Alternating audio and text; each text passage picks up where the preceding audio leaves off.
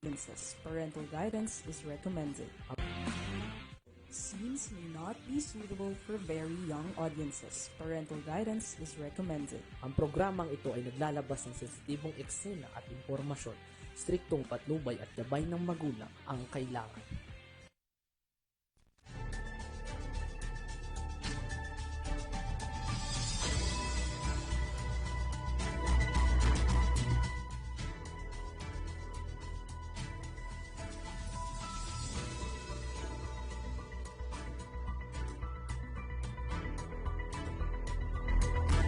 Isang magandang araw po sa atin lahat mga kakampi. Ito na naman po yung likod Penny Codemus. Antabayanan nyo, marami po kami mga trabaho ngayon dito sa ating Trabaho Patrol. Sa ulo ng ating mga balita, Digong kinasuhan ng grave threat. Mga kandidato sa Barangay SK election sa Abra nag-aatrasan na. Pagbibigay ng fuel subsidy, pinabilis ni Pangulong Marcos sa 1 buwan. Pagpapatrolya ng Pinas, pinaigting sa pagdami ng Chinese vessel sa West Philippine Sea. Babaeng angkas tinumba sa Caloocan. Caloocan Police, may person of interest na sa pagpatay sa grade 12 student. 774 unit ng bus na bigyan ng special permit sa Undas. 20 taong gulang na estudyante kinuyog patay sa bugbog. Sa kabuuan ng ating mga balita, sinampahan ni ACT Teacher Party List Representative Franz Castro ng kasong grave threat si dating Pangulong Rodrigo Duterte. Kasama ang kanyang mga abogado, nagtungo si Castro sa Quezon City Prosecutor's Office upang ihain ang reklamo. Nakasaad sa reklamo na habang nasa burol siya ng kanyang ama noong October 11, ay napanood niya ang episode ng Gikan sa Masa para sa Masa ng SMNI Network na may titulong FPRRD, ibinulgar ang plano ni BP Sara sa confidential fund. Sinabi ni Castro sa reklamo na iniuugnay rin siya ng dating Pangulo sa komunistang grupo. Isa si Castro sa kumukwestiyon sa 125 million confidential fund na ginamit umano ni BP Sara sa loob ng 11 araw lamang ng taong 2022. Sa panig naman ni Dean Antonio Labinia, isa sa lead counsel ni Castro, ang paghahain ng kasong grave threat labang kay Duterte ay historical dahil ito ang unang pagkakataon na ang dating Pangulo ay maharap sa kaso na sa isang local court matapos ang kanyang termino noong June 30, 2022. Ayon pa kay Labinia, kung mapatunayan ng korte sa guilty si Duterte sa grave threat, ay maaring maharap sa maximum na 6 years imprisonment at multang 100,000 piso.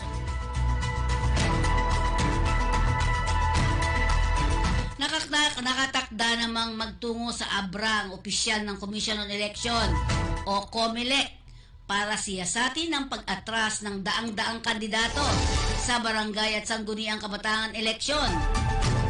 Ayon kay COMELEC Chairman George Garcia, nakatakdang magtungo sa lalawigan sina Executive Director Teofisto Elnas Jr. at ang Deputy Executive Director for Operation Rafael Olanyo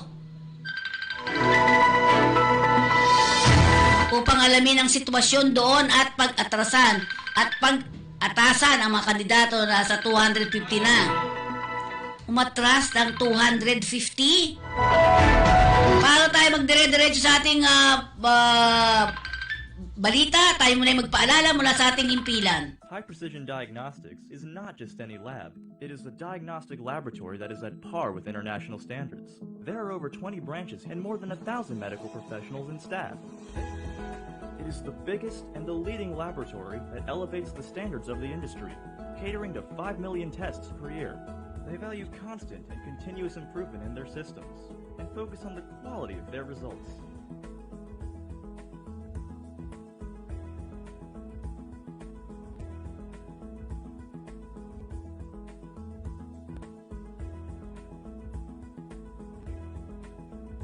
Because everybody deserves high-quality healthcare. May sakit si Junior? May pera ka bang pampaospital? Miyembro ka ba ng PhilHealth? Pwes, sagot ng PhilHealth ang problema mo. Dahil ang PhilHealth ay mayroong no balance billing policy at dahil ikaw ay isang sponsored member, siguradong wala kang babayaran sa pagpapaospital sa kahit saang pampublikong ospital, maging si Junior. Para sa karagdagang impormasyon, tumawag sa 441-7442 o magsadya sa pinakamalapit na tanggapan ng PhilHealth.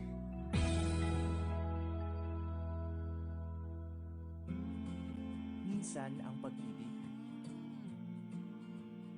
online mo pala mahahanap. Ang bagong virtual pag-ibig. One click, you can track your savings. Easily pay for your loans. Even live chat with us. And now, apply for a short-term loan.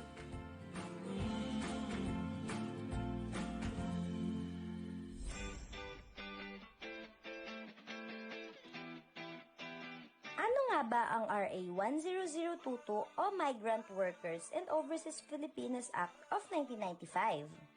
Ito ay batas na nakatuon sa proteksyon at pagsulong ng kapakanan ng ating mga kababayang OFW. Bakit nga ba mahalagang malaman ng bawat manggagawang OFW ang mga ito? Dahil ito ay makakatulong upang malaman ang mga karapatan bilang isang manggagawa tulad na lamang ng mga sumusunod.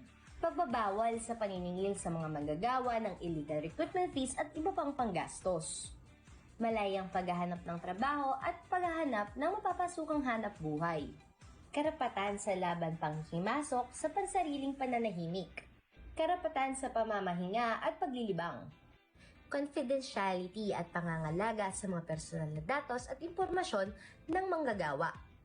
Alamin ang iyong bansang pupuntahan at pagtatrabahuhan. Karapatan sa diskriminasyon, malayang pagpupulong at pagsama-sama. Kaya kung ikaw ay may katanungan at nais na ireklamo tungkol sa iyong karapatan, maaaring dumulob sa tanggapan ng ahensya sa mga sumusunod.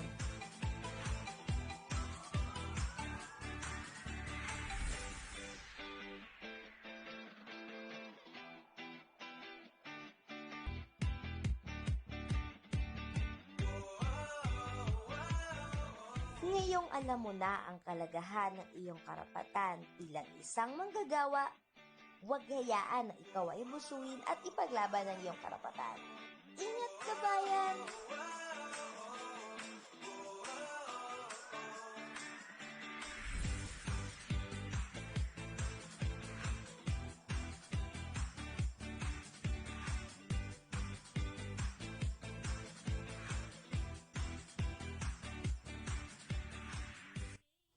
Tayo sa ating programa.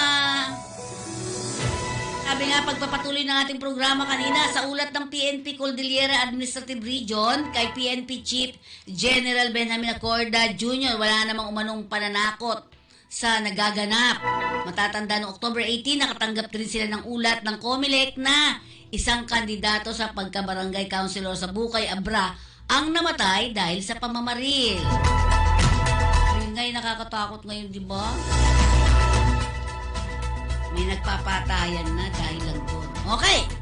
Ginawa naman ng simple ni Pangulong Ferdinand Marcos Jr. ang pagbibigay ng fuel subsidy o ayuda sa mga nasa sektor ng transportasyon. Apektado ang pagtaas ng presyo ng produktong petrolyo. Okay? Yung mga naapektuhan daw ng pagtaas ng presyo ng produktong petrolyo, ayan, pinaiksi na yung subsidy, ha? Tingnan natin mabuti. Ayon kay Energy Secretary Rafael Lotilla, sa halip na 3 buwan, nais ni Pangulong Marcos na gawing 1 buwan na lamang ang probisyon sa fuel subsidy. Sa kasalukuyan, kailangan munang hintayin ng pamahalaan na umabot ng $80 per barrel ang presyo ng petrolyo sa world market sa loob ng 3 buwan bago magbigay ng ayuda.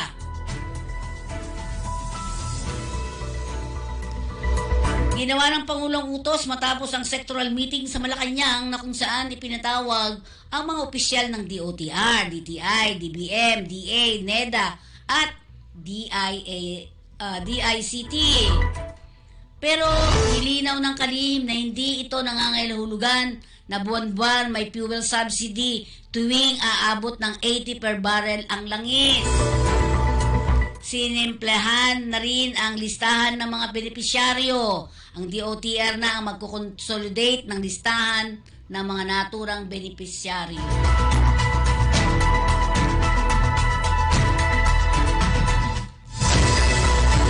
Dahil sa agresibong pagkilos ng mga Chinese vessel nitong linggo sa resupply mission, pag-iigtingin pa ng Pilipinas ang pagpapatrol sa exclusive economic zone sa West Philippine Sea. Ayon kay Jonathan Malaya, Assistant Director General ng National Security Council, daragdagan ang maritime patrol kasunod ng pagsusulputan ng mga Chinese maritime militia vessel sa Ayungin Shoal, Bajo de Masinloc o Scarborough Shoal at Sabina Shoal o Escoda. Nitong linggo ng umaga muling nagtangka ang China na harangin ang barko ng Pilipinas na maghahatid ng supply sa Ayungin Shoal. Binangga ng Chinese militia ang BRP Cabra at Unisha May 2. Sa kaugnay na balita, naniniwala rin si Malaya na hindi na kailangang humingi ng permiso o magpaalam ng Pilipinas sa China sa resupply mission nito sa West Philippine Sea. Ang Ayungin Shoal ay sakop ng exclusive economic zone ng Pilipinas. Samantala, punta natin ang Kamaynilaan. Nagsasagawa ng masusing investigasyon ang Caloocan City Police hinggil sa pagbaril at pagpatay sa isang babae kahapon ng umaga sa naturang lungsod. Isinilarawan ang biktima na nasa edad 30 o 30 hanggang 35 ang nakasuot ng puting t-shirt at pink sa short. Pinaghahanap naman ng suspects na unang kasama ng biktima. Batay sa ulat ni Sergeant Aldrin Matthew Matinik at si si Corporal Ariel de la Cruz na diskubre ang bangkay ng biktima dakong alas 5:30 ng umaga sa 12th Avenue, Barangay 90, Caloocan City.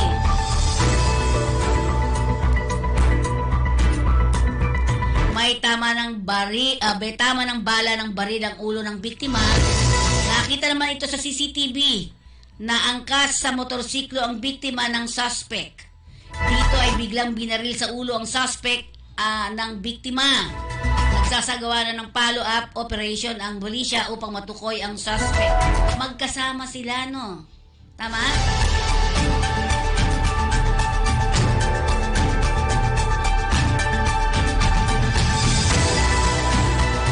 Umabot naman sa 774 unit ng bus ang napagkalooban ng Land Transportation Franchising and Regulatory Board ng special permit para makapaghatid sundo sa mga pasaherong tutungo sa lalawigan sa northern at southern part ng Luzon ngayong panahon ng undas.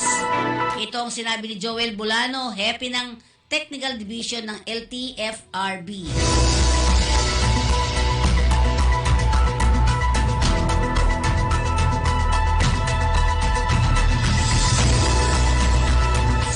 Sinabi ni Jason Salvador, Head ng Corporate Affairs and Government Relation ng PITX, na inahanda na sila sa inaasang aabot na 1.6 million pasahero ang dadagsa sa terminal mula peak season sa October 27 hanggang November 6.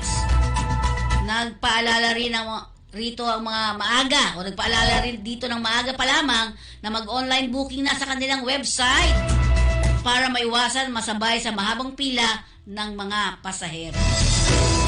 May mga help desk din aniya na nakalagay sa PITX at ongoing drug test ang mga driver para sa mas ligtas na paglalakbay ng mga pasahero sa undas at panahon ng eleksyon.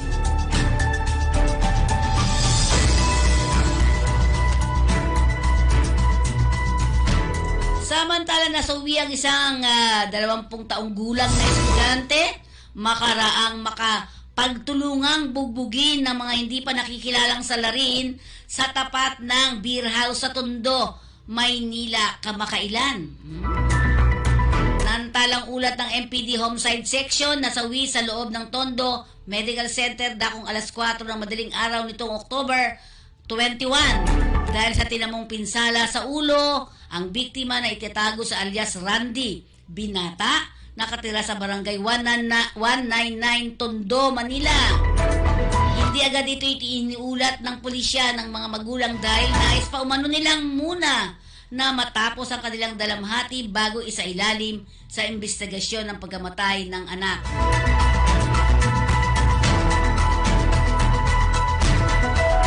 Nitong Oktubre 23 nang magpakita ang ina ng biktima sa estasyon ng pulis at magbigay ng pahayag. Nabatid na kalalabas lang sa Baluarte Bar ang End Restaurant sa May North Bay Boulevard, Tondo, dakong alas 5 ng madaling araw noong October 20 ng biktima matapos mag-inuman kasama ang ilang barkada nang harangin sila ng isang grupo ng mga kalalakihan. Dito nagkaroon ng girian hanggang sa pagtulungan ng biktima na binagsakan pa ng hollow blocks sa ulo ng mga salarin na agad na tumakas. Naisugod pa ang biktima sa nabanggit na ospital na kung saan idineklarang siyang dead on arrival ng attending doctor. At sa ngayon, patuloy ang investigasyon ng pulisya sa insidente para makilala ang mga salarin at madakip at managot sa krimen ang dapat managot. Yan ang kabuuan ng ating balita sa araw na ito. Tayo ay manghingi ng ulat panahon. Ano na ba ang mga mangyayari ngayon bago mag-undas?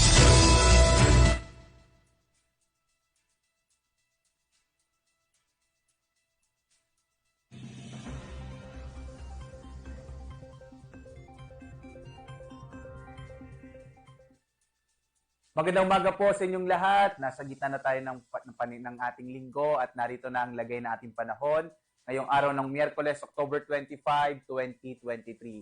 Sa ating latest satellite images, makikita ho natin na patuloy ang pag-iral ng shear line at ito ho magdadala ng mga pag-ulan partikular na dito sa may silangang bahagi ho ng Northern and Central Luzon. Kaya posibleng medyo malaki pa rin yung tsansa ng mga pag-ulan dito sa may bahagi ng Aurora, Isabela, Cagayan at gayon din sa may Northern Quezon. Sa pag-iral naman ng Northeast Monsoon, ito yung hanging amihan, makararanas pa rin ng mga may hinang pag-ulan partikular na dito sa may bahagi naman ng Northern Luzon. Samantala, mapapansin ho natin, merong mga kaulapan tayong namamataan dito sa may silangang bahagi ho sa labas ng Philippine Area of Responsibility. Mga cloud cluster ito na sa ngayon ho, medyo maliit pa naman yung chance na maging bagyo pero patuloy pa rin nating i-monitor sa mga sunod na araw. Yung nalalabing bahagi ng ating bansa, Visayas at Mindanao, ay makararanas pa rin ng mga isolated rain showers and thunderstorms. So, sa kabuuan ho, generally fair weather sa malaking bahagi ng ating bansa. Pero wag pa rin ho kayo magugulat kung meron tayong mga localized rain showers and thunderstorms na pwede pa rin mangyari lalo na sa hapon hanggang sa gabi. Yung iba't iba nating mga regional services division, nagpapalabas ho tayo ng thunderstorm advisory, mga rainfall warning at mga heavy rainfall warning kung may mga namamataan po tayo. Kaya lagi pa rin tayong mag-update sa Pag-asa. So ngayon ho, posible lalong-lalo na sa mga uuwi ngayong long weekend, sa ngayon medyo maliit pa yung chance na magkaroon tayo ng bagyo sa pagdating ho ng weekend.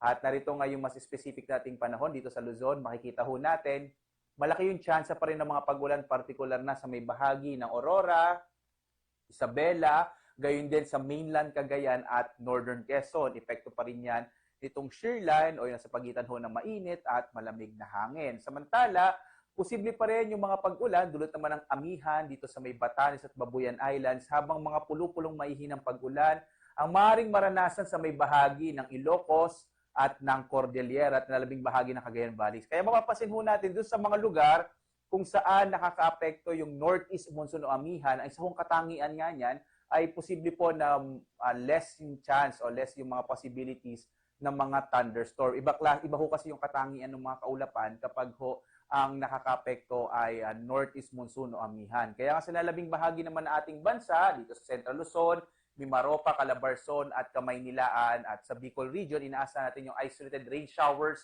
and thunderstorms o pulupulong pag-ulan, pagkidlat, pagkulog na maaring maranasan. Yung agwat ng temperatura natin sa Lawag ay mula 24 to 32, 17 to 24 naman sa Baguio, 24 to 30 degrees Celsius sa Tuguegarao, hanggang 30 degrees naman sa Metro Manila, hanggang 29 sa Tagaytay at hanggang 32 degrees dito sa may bahagi ng Legazpi. Dito sa Calayan Islands naman, 25 to 32 degrees Celsius. Sa Puerto Princesa, 25 to 31 degrees Celsius. Generally, fair weather din sa malaking bahagi ng Visayas at posible pa rin yung mga localized rain showers and thunderstorms. Agwat ng temperatura sa Iloilo ay 26 to 32 degrees Celsius. Sa may bahagi ng Cebu ay 25 to 32. Sa Tacloban naman, 26 to 31 degrees Celsius. Malaking bahagi naman ng Mindanao ay makararanas ho ng mga isolated din o pulupulong pag-ulan, pagkidlat, pagkulog. At ang temperatura sa Zamboanga ay 24 to 34 degrees Celsius. Sa Cagayan de Oro, 24 to 32 degrees Celsius. Sa Davao naman, nasa 24 to 33 degrees Celsius. Sa mga maglalayag naman ho sa ating mga baybayin at sa ating mga karagatan, lalong-lalo na sa mga magbabiyahe ngayong long weekend, wala tayong nakataas na gale warning sa ngayon. Kaya ligtas naman pumalaot yung mga maliliit sa sakyang pandagat at maliliit na mga bangka dito sa ating kapuluan. Pero iba yung pag-ingat pa rin kapag meron ho tayong mga thunderstorms na maaaring magpalakas ng alon ng karagatan.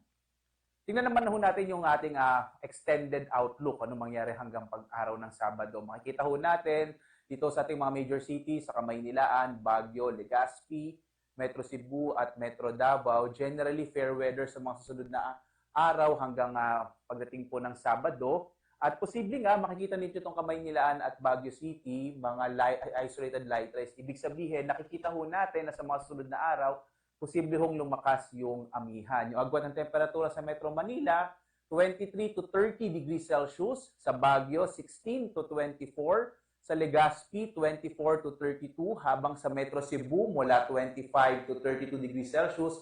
Dito naman sa may bahagi ng Metro Davao ay mula 24 to 34 degrees Celsius.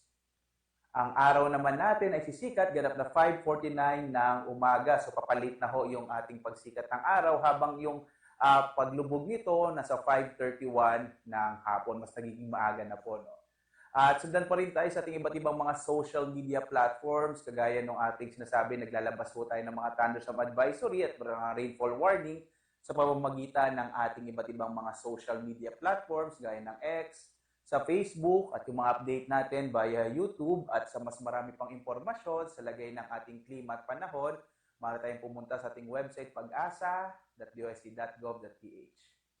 At live po na nagbibigay sa inyo ng update mula dito sa Pag-asa Weather Forecasting Center. Ako si Obet Badrina. Maghanda po tayo lagi para sa ligtas na Pilipinas. Maraming salamat po. Have a blessed day sa inyong lahat.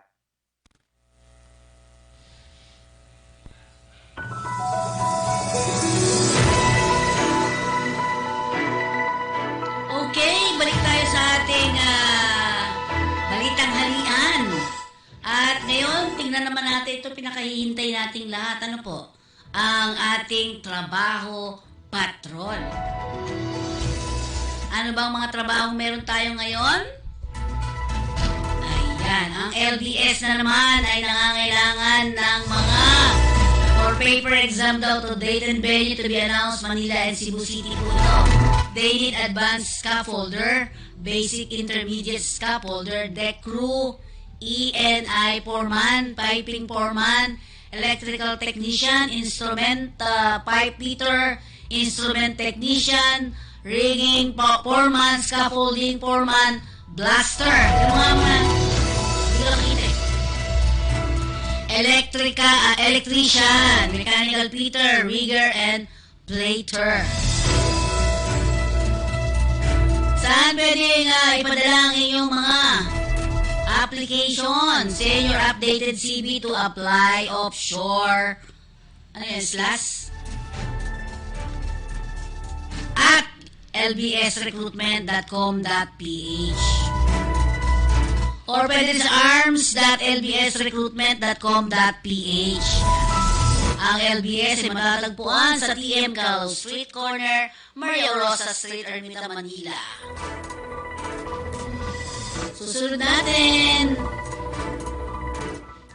Ayan, Rensol. Ang Rensol ay isang job opportunities in Kingdom of Saudi Arabia. Somco is looking for 10 general accountant. Minimum 5 experience as a general accountant, preferably 1 to 2 years abroad. Very good spoken and written English, bachelor degree in accounting or related program.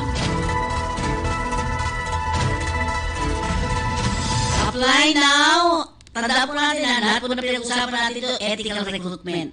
Absolutely zero fees, ha? You can send your CV sa kayz@rensol.com. Ang Rensol ay matatagpuan sa Unit 305 and 309, 3rd floor, Panorama Building, 825 EDSA, Barangay South Triangle, 1103, Quezon City.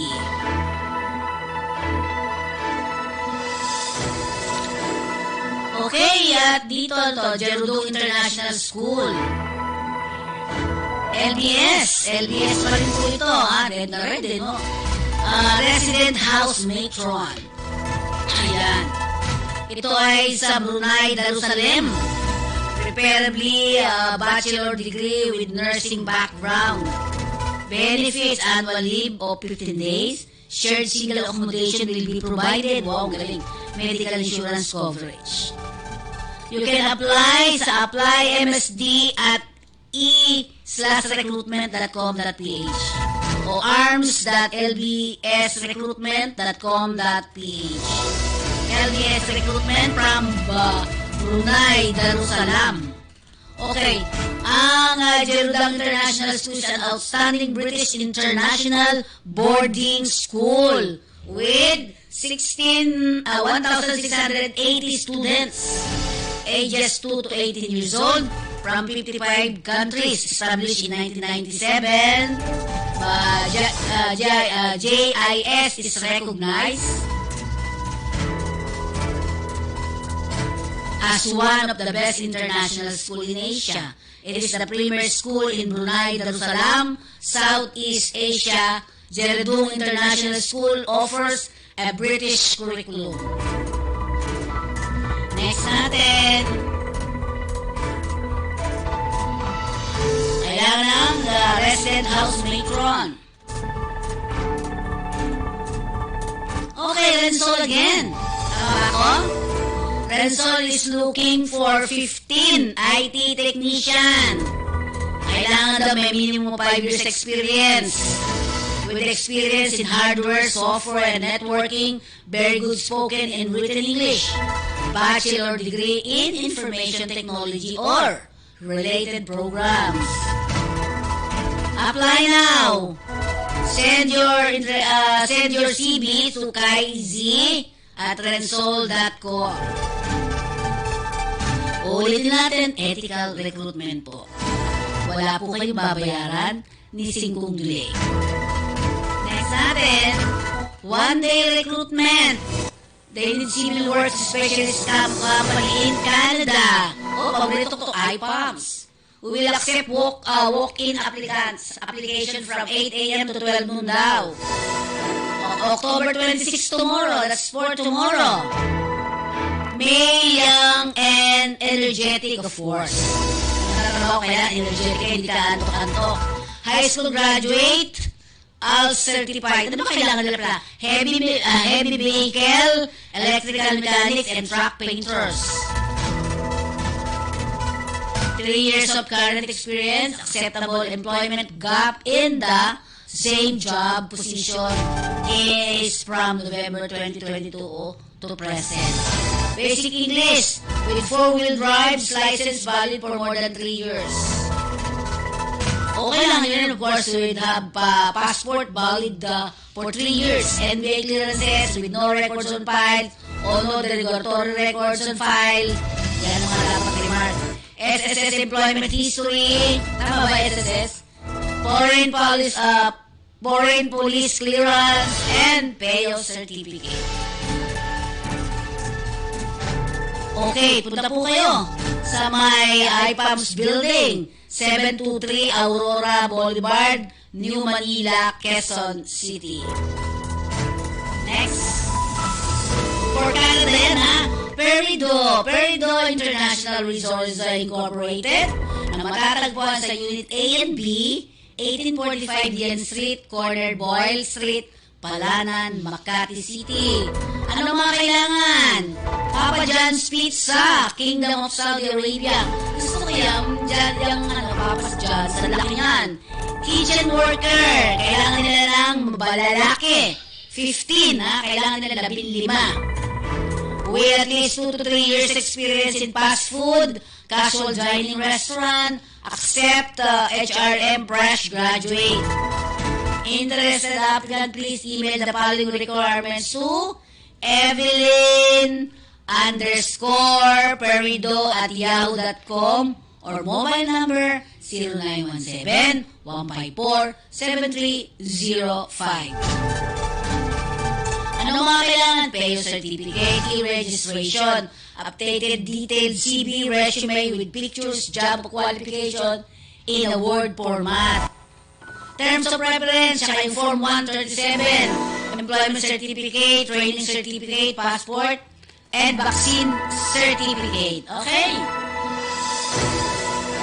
Next natin, iQuest.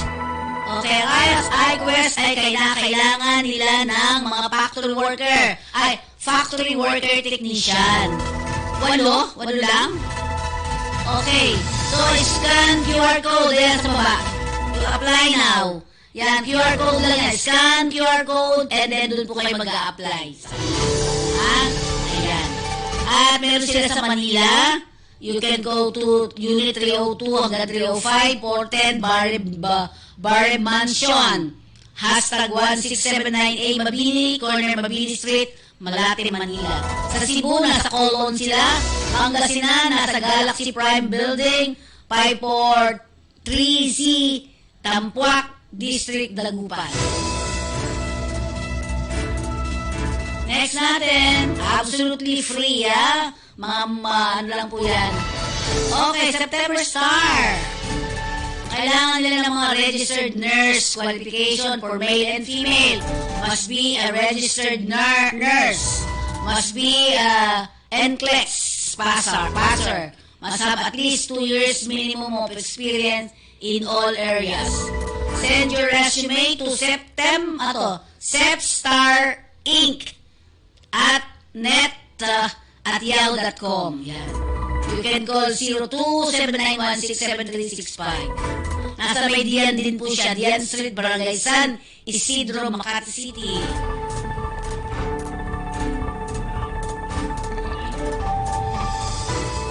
At syempre ang Delta Bear, they need 100 female cleaners in Saudi Arabia. Ito ay nasa Unit D, second floor, Miramonte Building, 53 Senator Hill po yan. Avenue Corner, Ross Boulevard, Pasay City. Pag nakita niyo yung landmark na Camel Appliance Buendia, Pasay. At ito ay next to Shell Gas Station Buendia. Ang owner, Margie Socorro Sacote. Next. Ang ating kaperahan. Magkano ba ang palit piso ngayong araw na ito? Tingnan nga natin. Ayan. Sa US dollar ay pumapalo sa 56 pesos and 83 centavos. Almost 57. Ang British pound ay 60.26 pesos. 60 pesos and 26 centavos. Australian dollar is 36 pesos and 28 centavos. Canadian dollar is 41. Ito, ang baba ng ano eh. 41 pesos and 35 centavos. Mas mataas pa ang Singapore dollar ngayon, 41 pesos and 56 centavos. Ang Swiss franc ay pumapalo sa 63 pesos and 64 centavos. Halos 12 naman sa Malaysian ringgit, 11 pesos and 89 centavos. Japanese yen ay 0.3793. Yan ang ating balik pera. Yan ang ating palit pera sa araw na ito.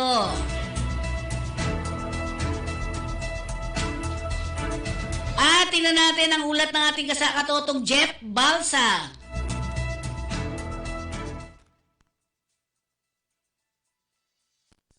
Well,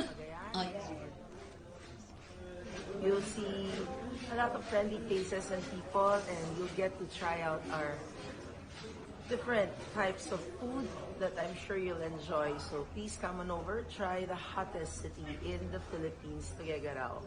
Come on over. Ayan yung Tuguegarao na pinuntahan ng ating kasamang, sino yon? Si Jeff Balsa, katotong Jeff. Ngayon, ito naman si Lieutenant Colonel Gatan. Okay? Chief of Police ng Tuguegarao City, si Sir Gatan. General Colonel? Lieutenant Colonel Gatan. So, sir, magtatanong lang po ako about sa peace and order dito sa Cagayan. Yes po, regarding po sa peace and order dito sa Tuguegarao City, as of now po, generally peaceful po ang ating city. I'm already 1 year and 2 months dito sa may Tuguegarao as a Chief of Police, and ever since po, peaceful po ang Tuguegarao. How about naman po sa mga nababalita natin sa buong Pilipinas yung about sa drugs? So, how about naman po dito sa Tuguegarao natin? Regarding po sa drugs, hindi po kami tumitigil sa pagkanta po ng anti-illegal drugs operation. So, recently lang, last Friday, meron kaming simultaneous na search warrant sa mga drug personalities na medyo malaki. So, we have confiscated po na maraming drugs and worth more or less 1.5 billion. Okay. So, okay. Sir, salamat po sa inyo, ha? Okay, ayan, peace and order sa Tuguegarao. Aba, ay okay naman daw, maganda, no? Pero ang droga, hindi daw masyado, no? Wala naman, ano? Okay, at syempre, dakuha naman natin ang ating palasyo. Ano nga ba mga issue dyan? Sa atin, pamamagitan po ng RTBM, ang ating Pangulong Marcos.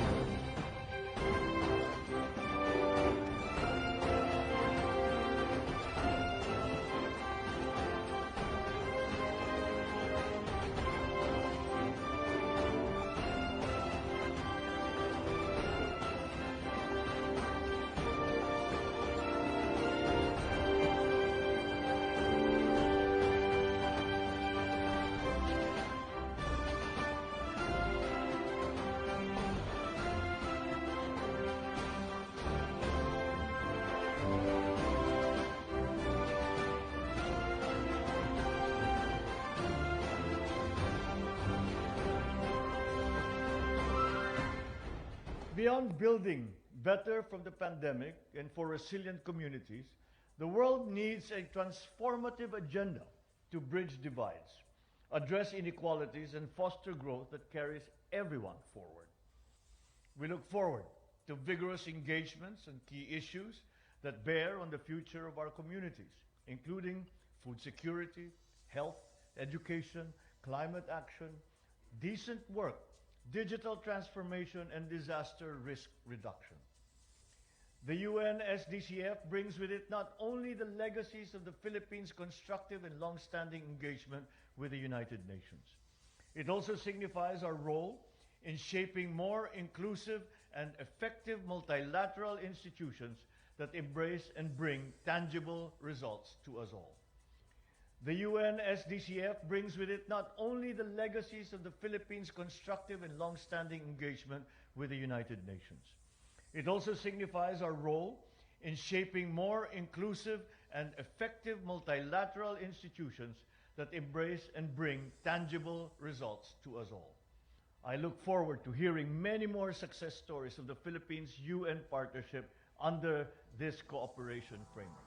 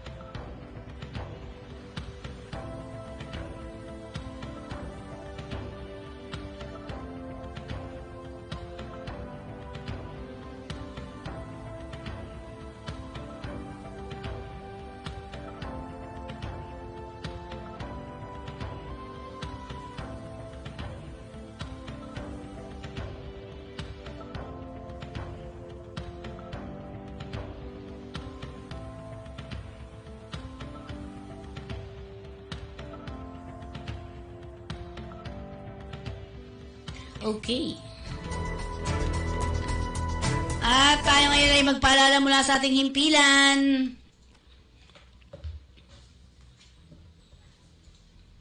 High Precision Diagnostics is not just any lab. It is the diagnostic laboratory that is at par with international standards. There are over 20 branches and more than 1,000 medical professionals and staff. It is the biggest and the leading laboratory that elevates the standards of the industry, catering to 5 million tests per year.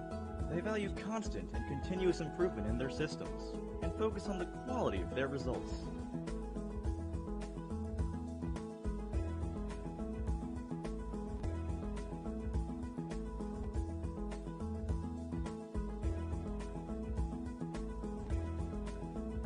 Because everybody deserves high-quality healthcare.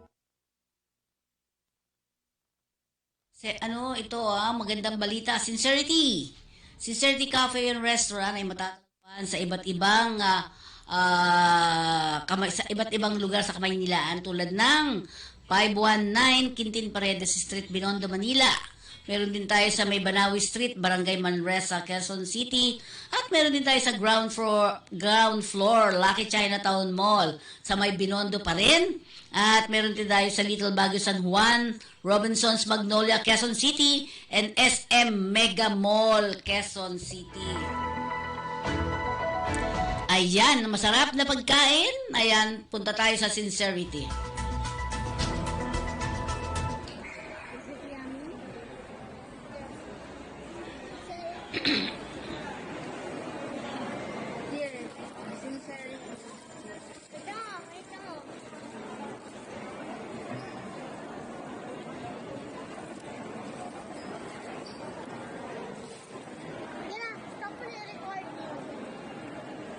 Stop na rin yung recording kasi kumakain nga naman siya. Diba? Okay, at syempre, pagkatapos ng kumain, syempre, you need to drink water. Ang Absolute Pure Distilled Drinking Water ay may pang-family pack at may pang-personal pa. So, bili na tayo ng Pure the Distilled Drinking Water. Absolute. Mabili yan.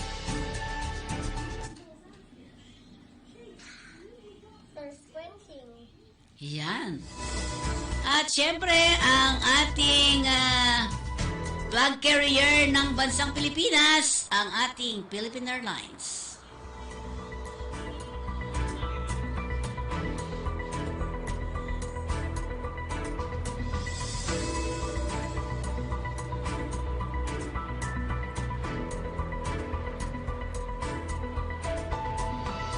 Ayan, maraming salamat.